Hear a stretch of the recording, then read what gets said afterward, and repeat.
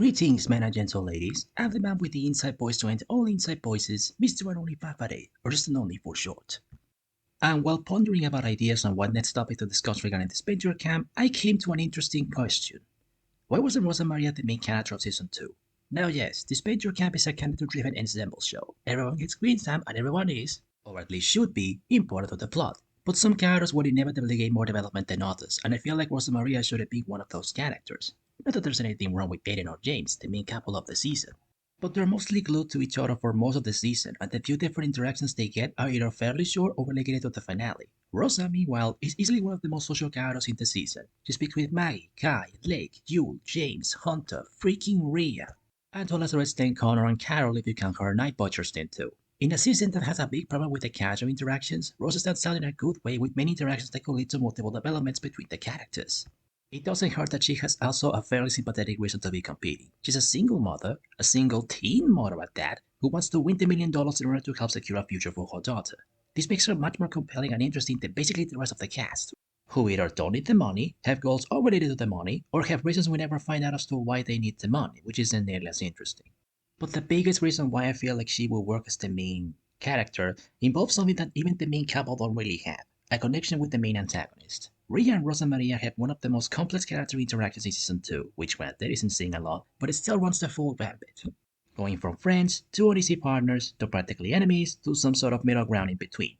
Kinda. Compare this to Riya's relationship with Aiden and James, where they mostly don't interact with one another until the final few episodes, in which Riya sabotages their relationship in order to get them out of the race, and becoming their biggest enemy. Mostly to Aiden, but James is also there too. It works, don't get me wrong, but it doesn't seem as complex as her relationship with Rosa. Of course, even character-driven shows need to give their characters story arcs and development in order to make them good, and Rosa is one of the few truly static characters in the season. So if she became the main character, what would her arc be? Well, believe it or not, we actually do have a decent setup for it. Her audition tape reveals that the reason she signed up for the show is because she's run out of ideas over how to get money to support her daughter and she thought it wouldn't hurt to try. She's also canonically not as well versed in reality TV shows as some of the other contestants, particularly Aiden. This means that out of everyone in the Season 2 cast, she's probably the one most unprepared in regards to the betrayal and moral complexity of the game itself, which could not only be a shock to Rosa, but also make her struggle to remain the same positive and optimistic woman she was when she entered the show. If that doesn't work, however, there's another route they could take. It's mentioned a couple times that Rosa used to be more rebellious before she had Sophia, and even resorted to shoplifting to support her, and even thought about aborting her when she was at her lowest, as revealed in the trivia challenge. She also jokes about being a bad influence to Blake when she begins bonding with her, and yet, during practically most of her stay, she comes across as a fairly nice woman. What if the moral ambiguity and backstabbing nature of the game caused this old side of her to resurface, making her start to fall back in her old rebellious ways and losing some of the morally charm she has while she falls deeper and deeper into the dark side? This could lead to an arc where Rosa tries to make peace with her past and truly start healing from it for the sake of not only herself and her friends, but her family as well.